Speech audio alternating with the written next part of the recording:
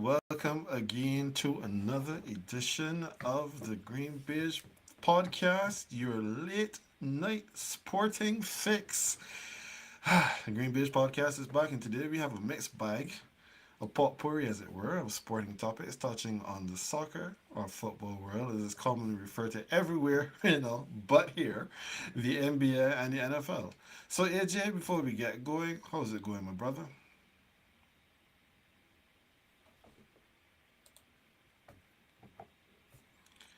Okay, I am not hearing you.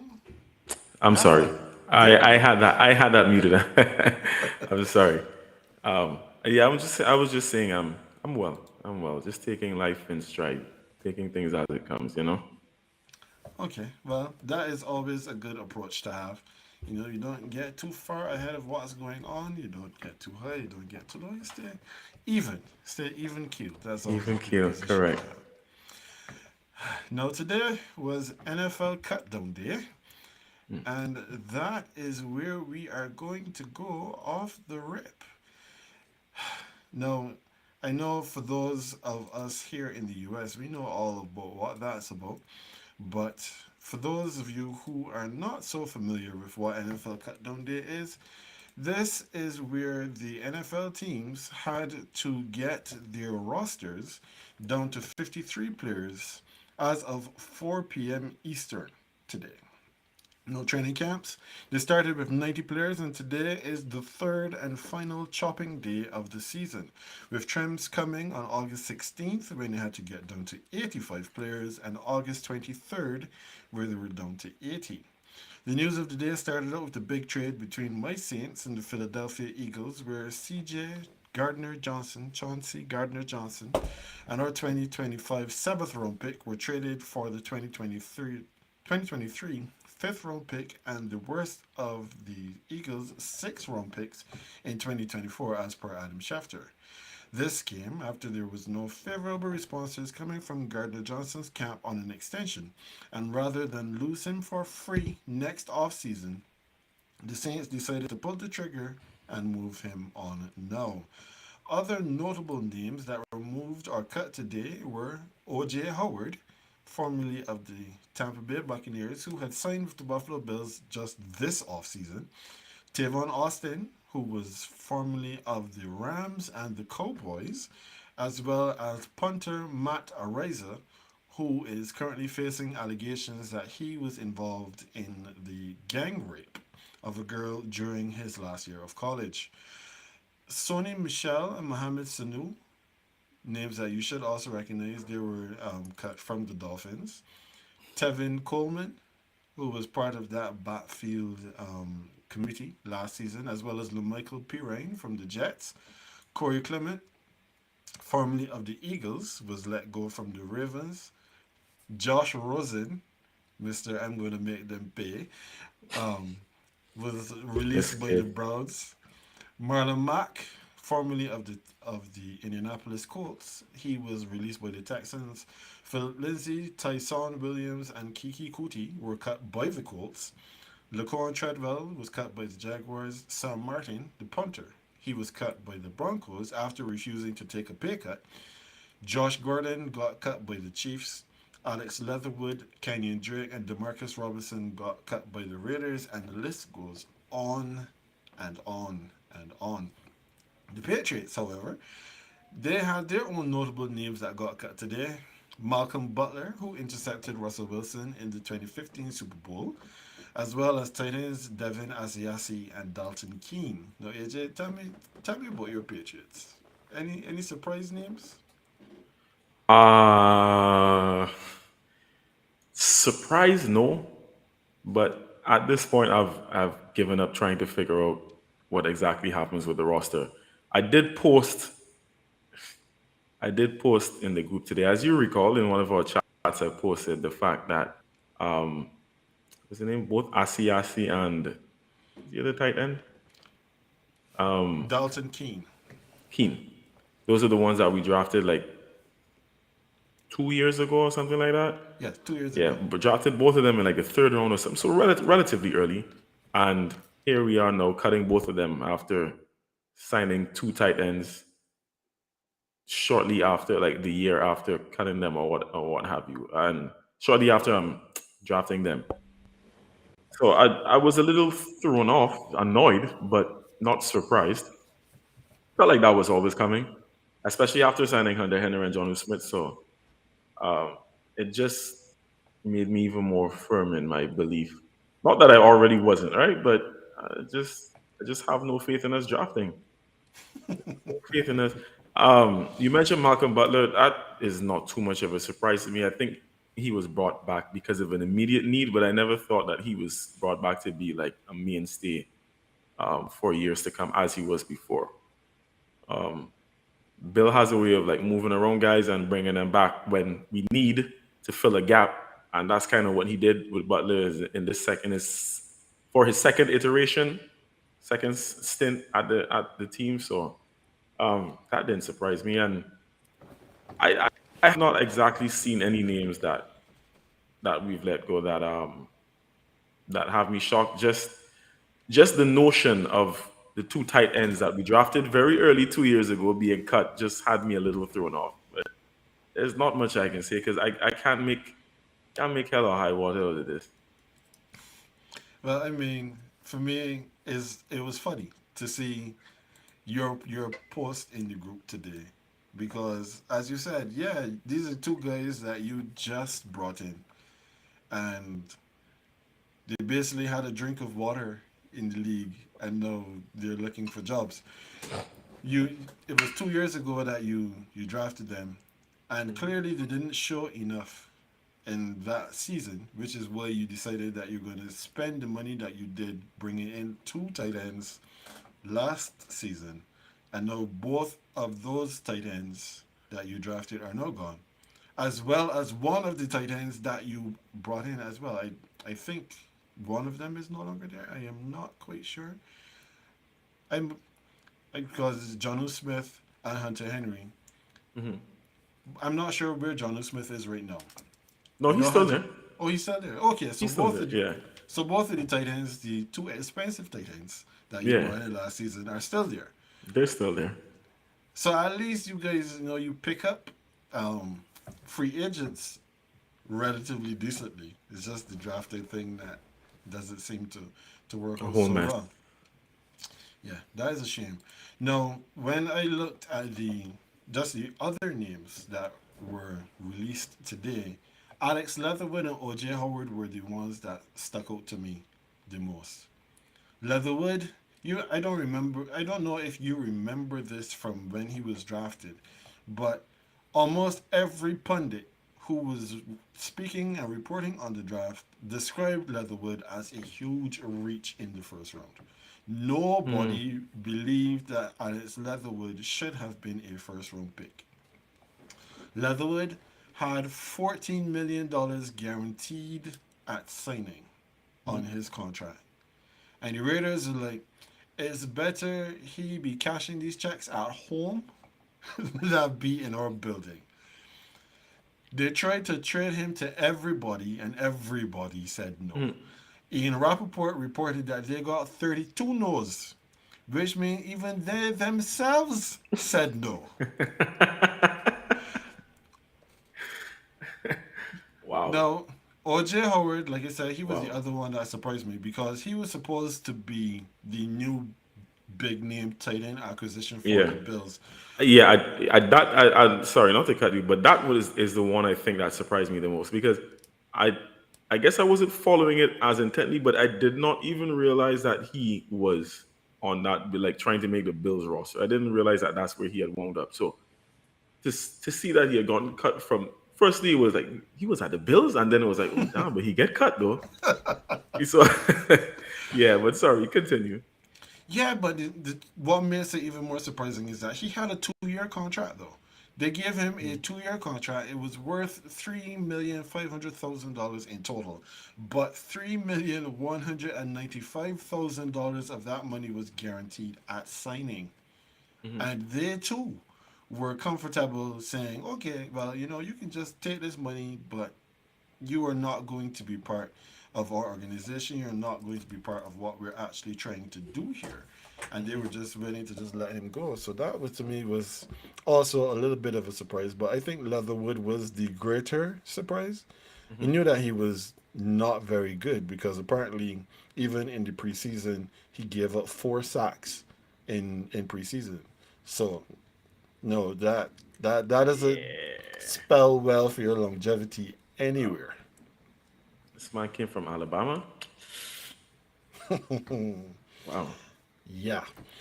So just last week we were discussing these joint practices and these fights.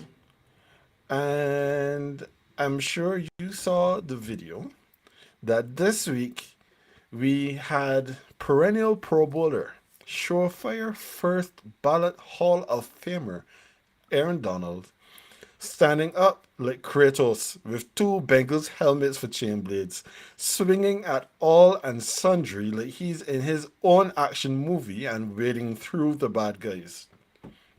Now, this is an extremely bad look, especially when, first off, we are talking about all these fights that they're having in preseason. That I have been on record where that is concerned. And then when Miles Garrett, who also did something similar to Mason Rudolph in a live game and got an indefinite suspension. Now, the league office has come out and said that they don't legislate what happens in practice sessions, so they can take no action. And the Rams said that they will handle the disciplinary review internally, which means we won't know if any punishment is levied at all. So, do you think that AD should be suspended? And secondly, does this in any way change your view of these joint practice sessions? Let me answer the second question first. It most certainly does not. It doesn't change my view because that was just a violent. It was just a violent and aggressive act by AD. I think that could happen in any situation. He just needs to do better. The way I see it, and it's not the first time he's basically like reached out for someone's helmet when getting into an altercation or some sort of fisticuffs or something like that, right? You pull out men helmets and thing in games too. This is just to me just AD being petulant. I don't know what happened in the situation. I don't know the backstory behind it. Don't know what would cause him to want to behave in that manner. But still, I put this down to AD, not the joint practices. I'm not going to blame this on the joint practice because that was he went over and beyond in his in how he handled that situation, right? So I still see no problem with the joint practices. Ventures need to be better. Ventures need to be better. If I think he should be suspended, yeah, I think he should actually. I think he should actually.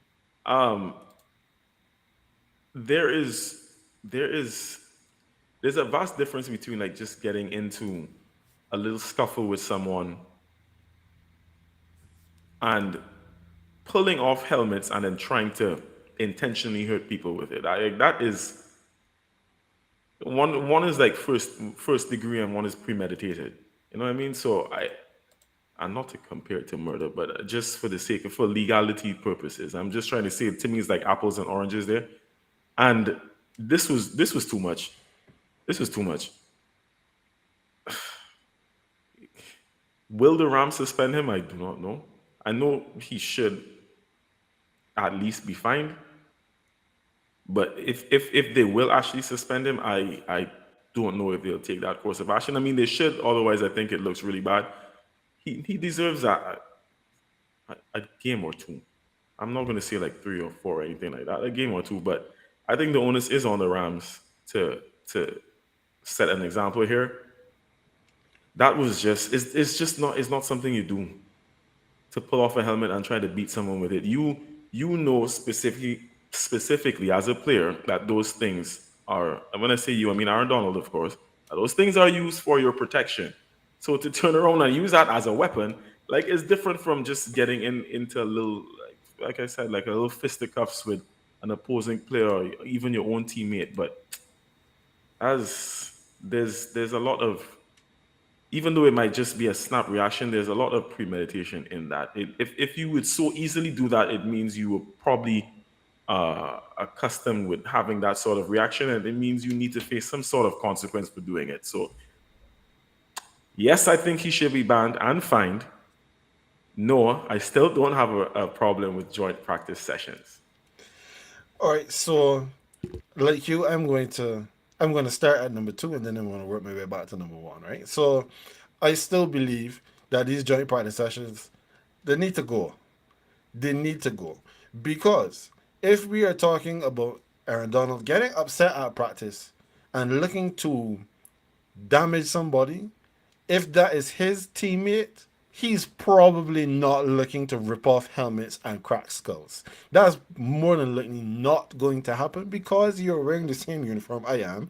And when we get on the field in 2 weeks, you need to be in your position to make the plays that you will be needed to make because chances are it's a lineman or a back that is doing it's not going after the quarterback. He's not going after a wide receiver with helmets in hand.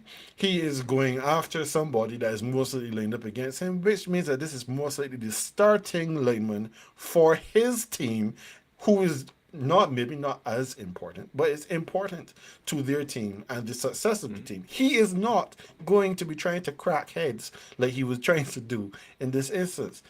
So from that perspective is why I would say, nah, let's cut this out because clearly the level of care that is to be given to the opponents in these unscripted practice sessions that the league is not going to do anything about, then we can do pretty much whatever we want. That's I'm sure that that's not the aim. To number two, sorry, back to number one, which is should he be suspended or should he be fined? Yes, of course he should be suspended or fined. And this is not something that should be handled by the Rams alone because Aaron Donald is a key component on the Rams. So the Rams are going to do something we would expect. But if they choose to do nothing, there's nothing that we can do about it, and we will never know because they said that it's internal discipline, and no team comes out and says, "Well, yeah, we suspend." No, like we put him in street. If we see him in street clothes, we'd figure that he was suspended. But as long as he suited up for a game, they could fine him half his season salary, AJ, and we would not know. But compare what happened in this instance to what happened with Miles Garrett and Mason Rudolph. Miles Garrett pulled off Mason Rudolph's helmet and hit him with it once. He had the helmet in his hand, he swung once. Aaron Donald had two helmets in his hands and was swinging.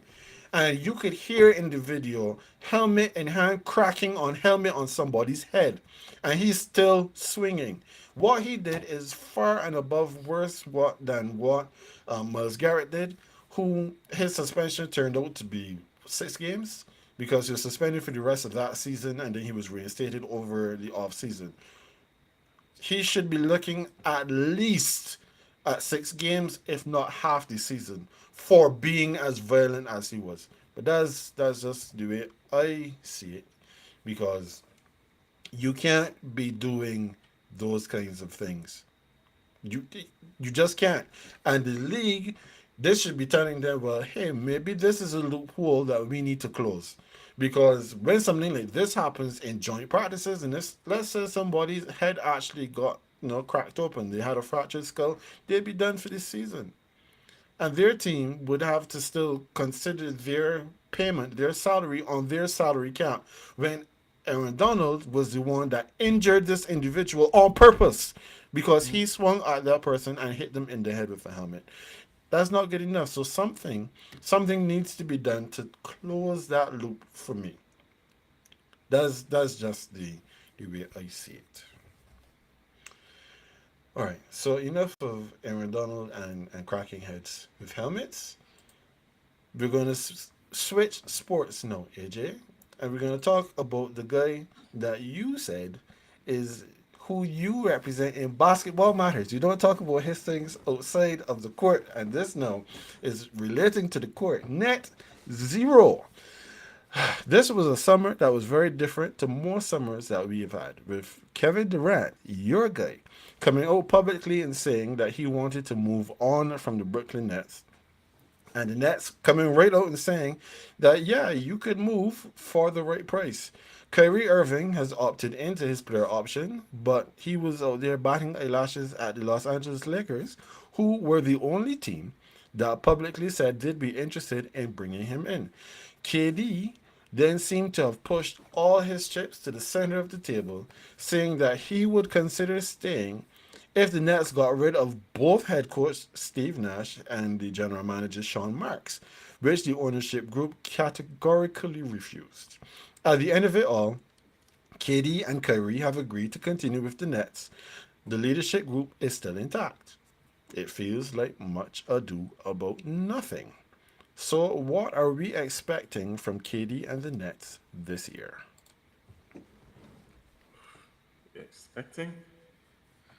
I still don't know what they intend to do about the rest of that roster. From from from the time this saga began, right? I was saying the same thing. My thoughts were that, like, I could understand why KD wants to leave. I actually could understand why he wants to leave. But the reality is that he had no leverage. He just signed a multi-million-dollar deal, an extension with the Nets. That's lasting him like till like 2026, which is when he'll be an unrestricted free agent. I, I I'm not doubting that part of his frustration was the coaching. Well, clearly, because if the reports are true and he wanted a head coach and GM gone, then it was the coaching and the inability to put a team around them. They brought in James Harden for reasons that we can only speculate but don't know for sure. Harden asked to be traded from that situation. All right, so no more Harden. Then you have a disgruntled Kyrie as well because of the whole vaccination issue. I think it was a lot going on, and like I said, I understand why he wanted to get out. With regards to just speaking about the on court issues, they have not done a good job of building a team around him, as is the case with like even the Lakers. Like they just try to put some mediocre pieces surrounding Kyrie and KD and just hope that that will work out. I mean, what we're expecting this year with not having to deal with, if Kyrie does not have to deal with that situation, same one that he did last season, regard to vaccination and whatnot, the, there's a greater possibility that this team gels. I still don't see them at this point winning the East because I can't. I don't have faith in the front office to put any pieces around these guys. Not enough. I I don't have faith in them. So I think as far as they go with this talent, it's probably like I'd give them Eastern Conference Finals at best. At best, because they may just the fact that Katie and Kyrie will have more of the season to play together. I believe may like during the season have a good enough record to get into like a top four spot. Good enough pieces around, but in terms of like winning the East with the way that the teams in the East have been playing in recent years, um, yeah, I can't see it. I just can't see the Nets being the alpha dogs of the East once again. Okay. So we have some comments here in the chat. Omar Clark, in relation to what we expect of of the Nets, he says nothing. And we have Mark Thompson who says he expects more dysfunction. Well, for me personally, I mean, we know what we're going to get from Kevin Durant whenever Kevin Durant steps on the court. He is going to come to work every day with his hard hat on and ready to put in work offensively, and he will give you honest effort defensively. We also know what we'll get with Kyrie when he comes to work. The operative word here is when. He will give you buckets. The X factor of this team is going to be Ben Simmons, as he has not yet played a game for them, but he is reportedly healthy. So if he is fit and he's ready to go, then there's no way that this talent ends up in the play-in tournament next season. I am predicting, You had your hot takes last week, so I'm giving one hot take. No, I mean, it may not be Mhm. that hot compared, but they will be in the top half of the Eastern Conference next year with KD, Kyrie, and Ben Simmons. They may be third, they may be fourth, but I expect them to be up there with Miami, Boston, Philadelphia, and Milwaukee. So somebody misses out. But I believe that the Nets are going to be round about the third or fourth seed next season. Yeah, that's why yeah. That's what I believe too. Somewhere in and about, but I just see them. My ceiling for them is Eastern Conference Finals. That's it. That top half spot in the Eastern Conference, and then Eastern Conference Finals. Okay. I'm not sure if they get that far, but I'll give. That's like I said, ceiling. Yeah, yeah, yeah. But I have them at least being a top four team in the East. All right, so no, AJ, we have the season debut of That's What He Said. Now, for those of you who are watching us either live or tape delayed, you will see that both of us are currently wearing our colors. We are not wearing the same colors, but it is for the same team, and that is the Arsenal Football Club out of North London. And we are going exactly there with That's What He Said. Now, for those who are aware or those who are not aware, Arsenal played a game on Saturday where they secured a hard fought win over Fulham at the Emirates Stadium on Saturday.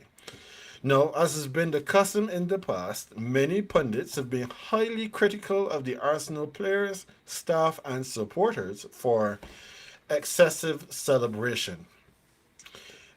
Actually, they complain and they will bemuse the Arsenal team whenever they get a chance. But even when we win, there is something negative to say. People like Graham Souness and Simon Jordan had all negative comments because of the opposition. Arsenal are supposed to beat Fulham and act like that was to be expected. Richard Keys, the beIN Sport anchor, said, to put it into context, I understand Arsenal fans celebrating in the manner that they did. I felt that the coach and his players over celebrated a 2-1 win against Fulham. I think this sort of reaction to what happened yesterday from Arteta and co tells me how far they've fallen. Cue a response from the Arsenal goalkeeper Aaron Ramsdale. Any game in the Premier League is tough to win, he said. It doesn't matter what people say about celebrating. We're going to celebrate how we want to every Premier League win we get. So that's what he said. AJ, what do you say about what he said? What Ramsdale? He's gosh darn right. He is right.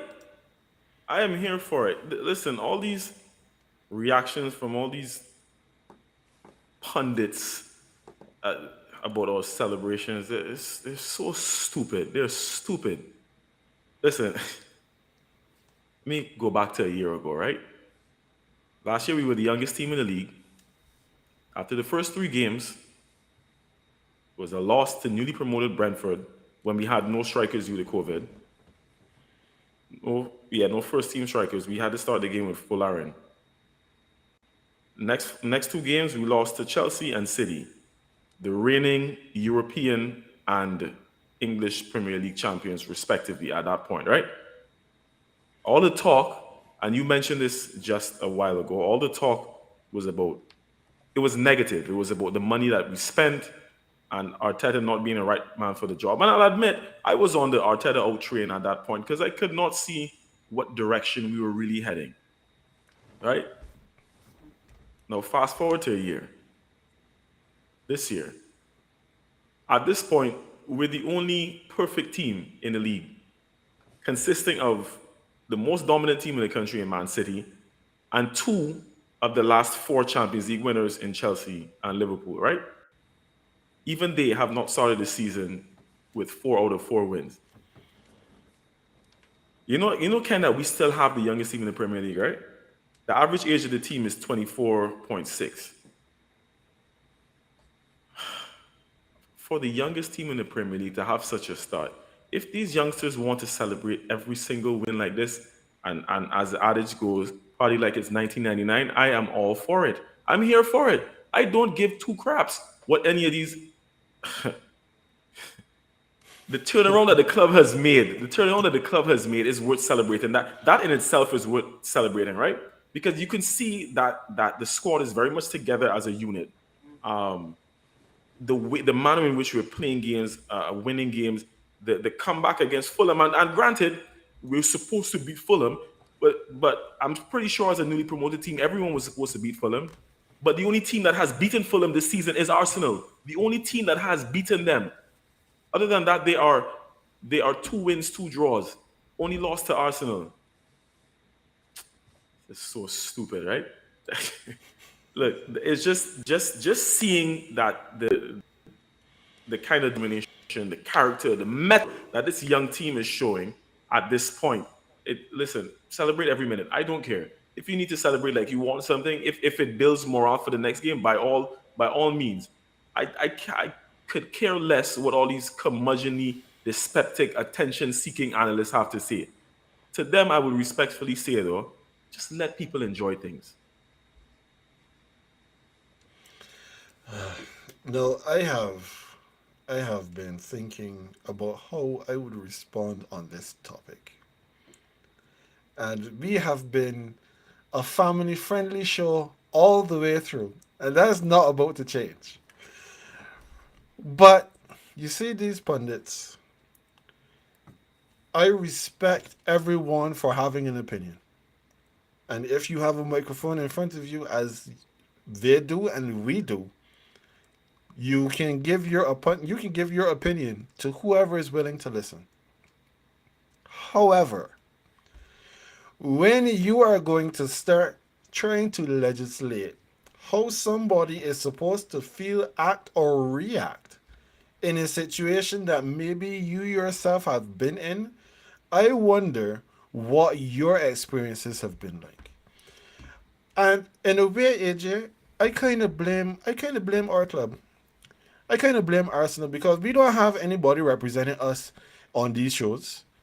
You have Graham Souness, who never has a good word to say about anything or anybody not in Liverpool, out there talking drivel almost every time he sits down in front of a microphone.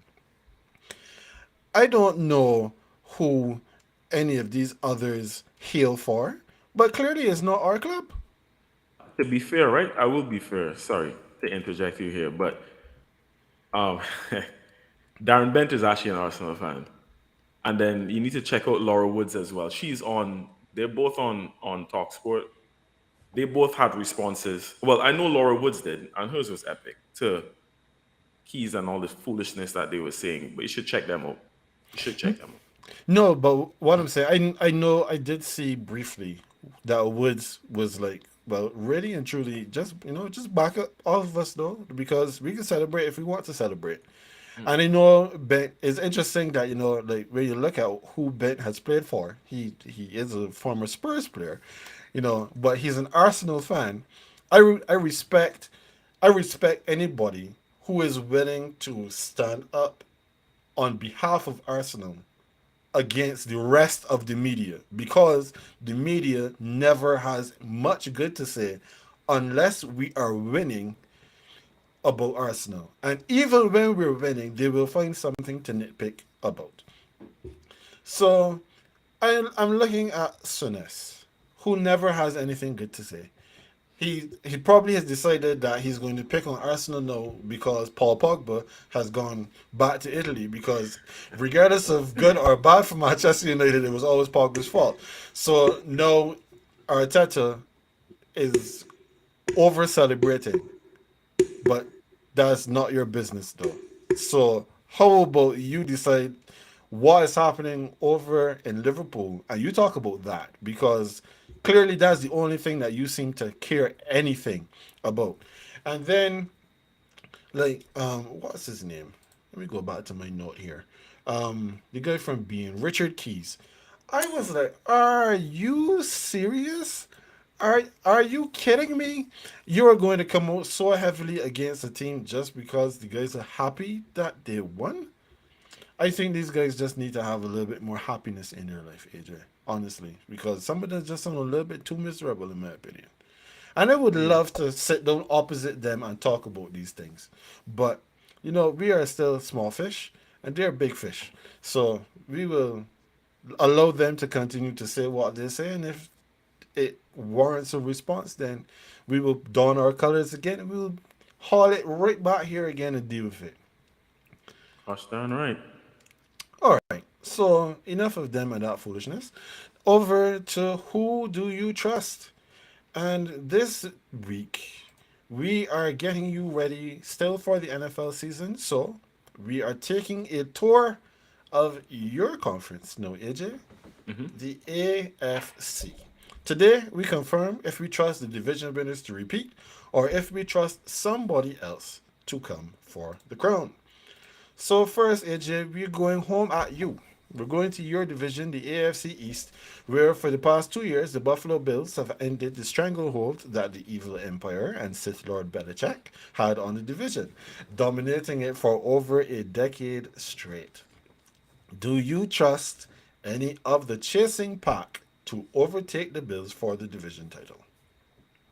Hell no. No. No, I don't. I wish I could be blindly optimistic, but that's not how I operate. Um, having a very good coach and QB combination is a key factor, right? Over in Miami, the head coach is new and the jury's still out on the QB. But they have surrounded the quarterback with some great weapons. In his in all fairness, New England has a coach, but still, again, we don't know what the quarterback is, and he definitely don't have the same level of weapons. And the Jets, I mean, the Jets are the Jets. I'll be fair to the Jets. I feel like they have been making some good moves, especially in the draft. They've been trying to bring in some weapons.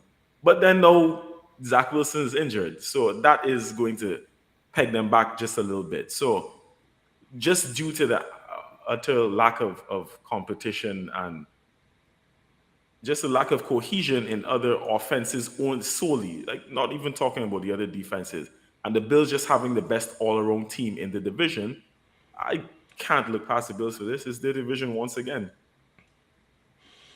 Okay, well, that is very magnanimous of you, sir. Because, I was not nearly so magnanimous last week. There's no way that I would get on these people's recording and say that I am picking the Tampa Bay Buccaneers to beat my Saints for division crown. Never, ever, not in a million years. I'm sorry. I am not so nice. However, with regards to this particular division, as you said, the Bills still have the best quarterback. They have a strong stable of wide receivers and an elite defense. Unlike some other teams, they draft pretty well. And they have far more hits than misses in free agency. Of course, we did speak about OJ Howard a little earlier on. Now, I still see the Bills as the team to beat in the AFC East. The Dolphins, of the remaining teams in the division, have improved the most, with Tyreek Hill coming in at wide receiver. But as you said, we still don't quite know what they have in Tua. So, with Tua as quarterback, they may or may not improve. We don't know. But the Patriots, for sure, have not done enough to support Matt Jones at this time. And as you said, I had it written here in my notes. The Jets are still the Jets. So yeah. So that is the East. Now we're gonna go from the East and we're gonna head to the West. Sorry, not to the West. We're gonna head to the South, and that is the division with the Tennessee Titans. Now, like the Bills in the East, the Titans have been division champions for the last 2 seasons, albeit falling in their first playoff games both times. The Houston Texans are destined to be the cellar dwellers this season, and the Jaguars have a new coaching staff but have picked first in the draft 2 seasons in a row. So it's a straight shootout between Tennessee and Indianapolis for the division lead. But the question is, do you trust any of these teams over the Titans? Well, like you said, you kind of narrowed it down to it being a two-horse race, which we already know. But I'll shock you here a little bit. I'm actually convinced more by the Colts than I am by the Titans right now, honestly. I think last season, Indy barely missed out on the playoffs, and I would put not solely, I would put a huge chunk of that down to the fact that they were playing with Carson Wentz. There were games that they probably should have won with better quarterback play, but again, Carson Wentz. And say what you want about Matty Ice, but the man is better than Wentz. He's more accurate than Wentz, and just bringing him in and letting Wentz roll it made their offense better already, just by just on paper, right? They also added Stephon Gilmore. While he may not be the same type of lockdown corner after coming off of that injury, he is still more than serviceable. I think that's a good addition for the defense that was already very good. They have very good weapons on offense, which will complement Matty Ice very well. I just think that the Colts made better off-season moves, and they have, I would say, narrowed the gap. But I'm actually picking them to win this division, so I'm saying that they have done enough at this point to overtake, even if narrowly. I feel like they've done enough to win this division. Okay, that is interesting. No, I also believe that the Colts have definitely upgraded at quarterback because, as I told you, I think I mentioned it last week that with Matt Ryan going over um, to Indy, I can now be complimentary of him because I was never going to be complimentary of him while he was in Atlanta. Ah, yes, right. Yeah. Yeah, of course. So know that he's over in Indianapolis, I do admit that Matt Ryan is still a pretty good quarterback. Would I say that he's elite? Maybe not. Would I say that he's now the best quarterback in that division? It is a worthy discussion because he is on the decline. But if he was still in his prime, he is better than Tannehill. That is for Hmm. sure, and that is even coming from me, who has been the Tannehill apologist on this panel. But when I look at the Titans depth chart, it does give me some cause for pause. Because, all right, the starting running back again is Derrick Henry, but this is no 2 years in a row that he's been nicked up. So, running in the way that he does, the style of player that he is not one that shies away from contact, and he's getting older. These hits do tend to add up over time. So as a result, I'm a little concerned about his longevity. Is he going to be able to hold up over the 17 games in the season? Then, when you look at their wide receiver room, it looks very shallow. No, they lost AJ Brown in I can't even say free agency because they traded him away to the It's right. Philadelphia Eagles. They let Julio Jones walk, but Julio never gave them what they were expecting from Julio. So no, we're looking at Robert Woods, who is no coming back from an ACL, and then there's Traylon Burks, Nick Westbrook Ikini, who not a bad player, and then their reserves are Kyle Phillips and Racy McMath. I do not know either of those guys, and I'm not saying that to disparage them in any way. I just generally don't know them. So when I take all that into consideration, it is hard for me to trust the Titans to win the division. However, I'd like to think that pedigree matters for some things, and they have shown themselves to be able to pull things out even when circumstances and situations are not ideal. So I'm still going to go with Tennessee to win the division this season. All right, so now we move from the West And we're going now to the north. Rumble in the jungle. Now, in the AFC North, the team I thought last year was a year away went all the way to the Super Bowl. The Bengals, now, as far as I'm concerned, have the second toughest division in football. Matched up with Lamar Jackson and the Baltimore Ravens, the Deshaun suspended Browns for the first 12 weeks of the season, and the rebuilding but always competitive Steelers.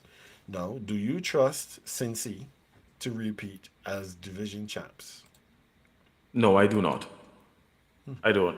I I believe that the Bengals were able to capitalize on a very fortuitous situation last year.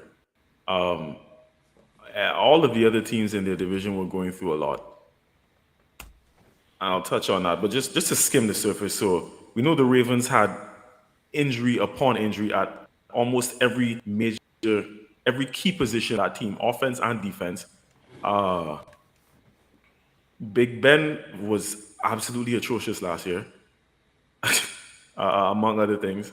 And then with the Browns, well, my guy Baker was he wasn't very good, but ended up finding out like he was playing on an injury. So the Bengals, I think we all thought that they were like a year away from being that competitive, but they were able to capitalize. I think that's what it is.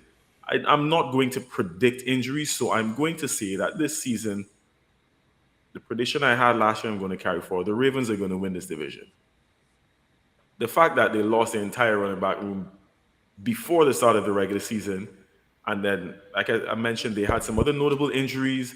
And like the thing is, even after week 12, they were 8-3 and leading the division. And that game, and then they lost in week. They lost week.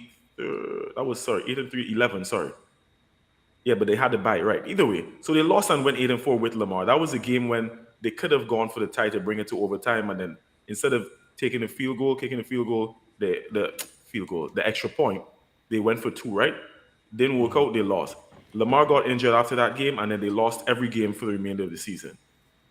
I mentioned previously that having a combination of a great or very good or great head coach and quarterback is essential. And I maintain that. And the Ravens have that, in addition to the fact that this squad is very well built. Again, I'm not going to call on injuries or So obviously, with all external factors remaining constant, I'm going to say the Ravens. I'm going to say that the Ravens win this division. I think that they know what they're about, and yeah, the Steelers are in a position where I don't even know if Mikey P knows who his starting quarterback is going to be at this point. They're in the QB conundrum. The Bengals, as I said, they capitalized on a situation and made the best of it. I still think they could be a playoff team this year because they worked on that offensive line, uh, but I don't have that much faith in them to repeat. And then the Browns, well, they don't have Deshaun for most of the season, so this season might be a throwaway for them because they ain't winning no division with Jacoby Brissett and Josh Dobbs. And so I had in my notes Josh Rosen's name, but that was since yesterday. So this guy, but I'll say what I had in my notes that they're not winning the division with Jacoby Brissett, Josh Dobbs, or Josh Rosen, even if they played all three of them at the same time. Okay, no problem. So when I look at this division, I felt last year that the Bengals were a year away. That year has passed and they far exceeded my expectations. The only thing that makes me pause or gives me cause for concern is, the losing Super Bowl hangover. Because in a lot of cases, teams that have gone into the big dance and lost the game, they tend not to get back there in short order. Um, Teams that come to mind are like the Falcons, who were up 28-3, and now are probably going to pick second or third, maybe in the next draft. So when I look at Cincinnati, That is for me is the only thing that makes me a little bit concerned. So you're talking about coach and quarterback, and I think it kind of nets off between them and Baltimore because Zach Taylor and Joe Burrow versus Harbaugh and Lamar, it's kind of a wash, really and truly. So when you look at those two, but when you look now at the wide receiver room, they still have Jamar Chase, T. Higgins, and Tyler Boyd as their starters with Hayden Hurst as the tight end. They, to me, have a better wide receiver room. They still have Joe Mixon, who overperforms every year at running back. So from that perspective, I think that since he still has enough to repeat, Baltimore healthy is going to be competitive. The Browns are not going to be in the running, not for the first 12 weeks, and then they will have to figure out what they're going to do and how they're going to be when they insert Deshaun back into the lineup. And Pittsburgh, unfortunately for Tomlin, I think this is probably going to be his first losing season as head coach. All right. Now, lastly, we're going over to the gauntlet, what I consider to be the toughest division in football, and I know that lots of the pundits have been who are talking about this stuff. They agree with me. The AFC West. For any team to emerge from this division, they have to run the gauntlet like what being put Batman through. Hoping to escape with their bat unbroken and going for the Lombardi are the Denver Broncos, the Kansas City Chiefs, the Las Vegas Raiders, and the Los Angeles Chargers. Now, who do you trust to run the gauntlet and win the West? Uh, well, this one should be more of a head scratcher than it actually was, but in the same vein of the mantra that I've been pushing, head coach quarterback duo. This is a Chiefs division to lose, I believe.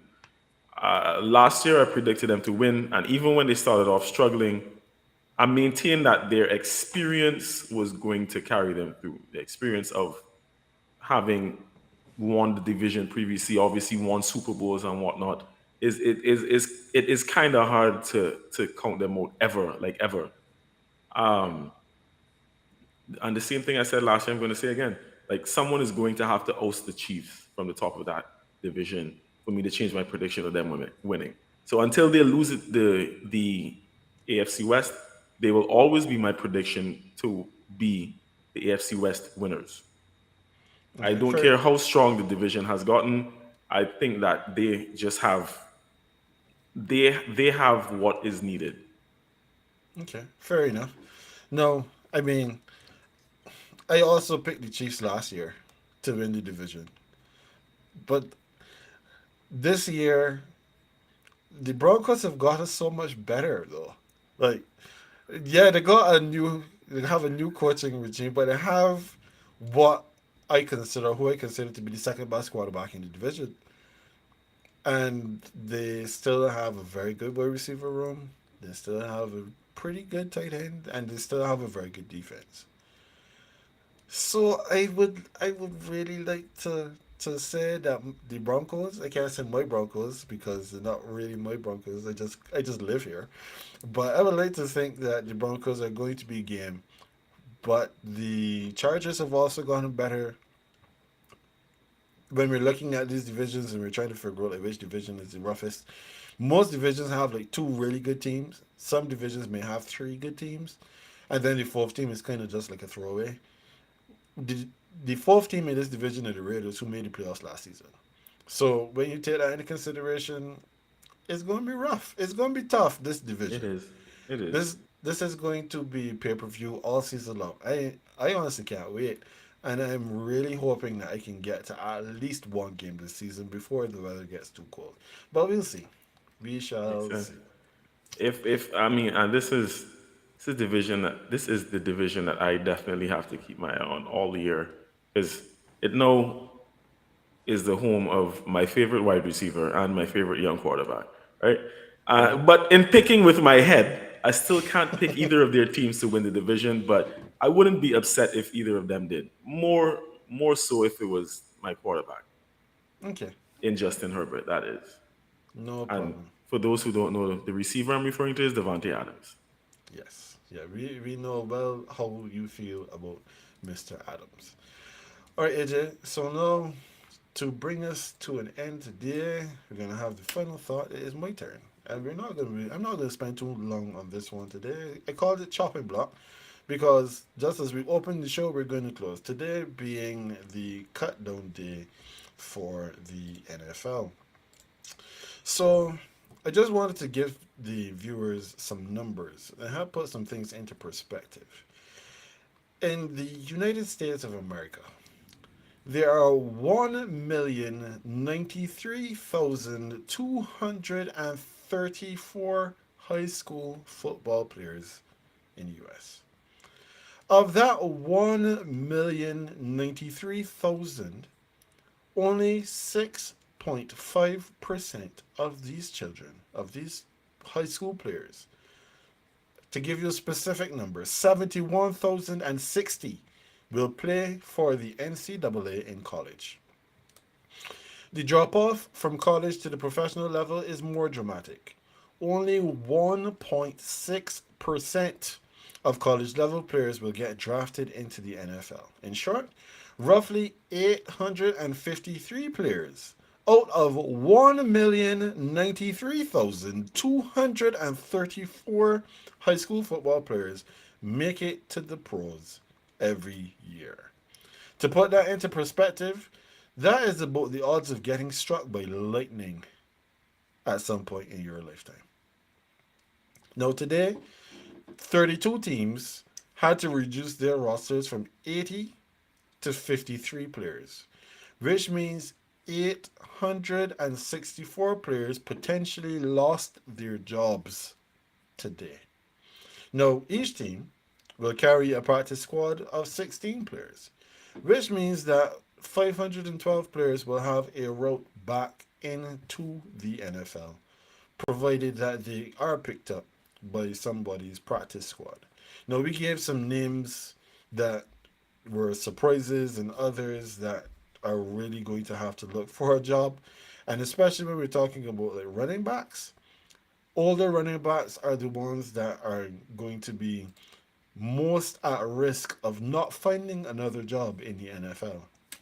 So, as we go every week and we watch the games either in person or we watch them on television, let us, while we're celebrating those whose names we wear on our backs, those whose names we recognize and we see and we are cheering for every week, let's spare a thought too for the other thousands of players out there whose dreams were that they were going to make it to the NFL and probably didn't want to do anything else for their entire lives and will not get that opportunity because unfortunately somebody decided that they were not quite good enough.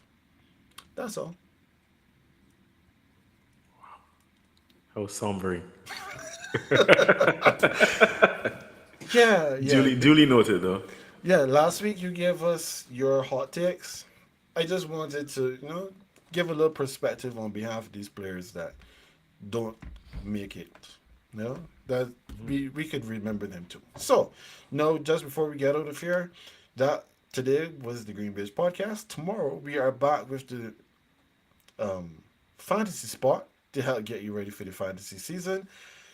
We are looking forward to having you with us then.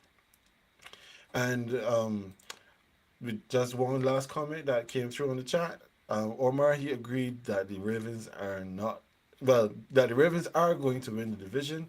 So we'll see. We'll see who's right and who's wrong. It just brings back that he was right and who was wrong. We'll see how that one goes. So we'll see you tomorrow for the fantasy spot. The GreenBaje podcast is your late night viewing for the NFL season. So hit that bell, subscribe, and make sure that you know whenever we're on. As always, that is AJ. He is the Green. I am Ken. I am the Beige. And we will see you next time.